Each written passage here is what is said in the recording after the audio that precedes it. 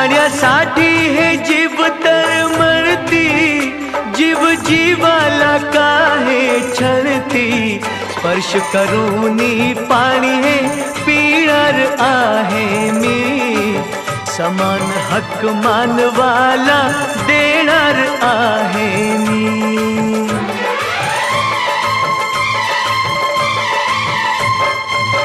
पाऊल पुढचे पुढे टाकणार आहे मी, पाणी चवदार तळ्याचे चाखणार आहे मी, पाणी चवदार तळ्याचे चाखणार आहे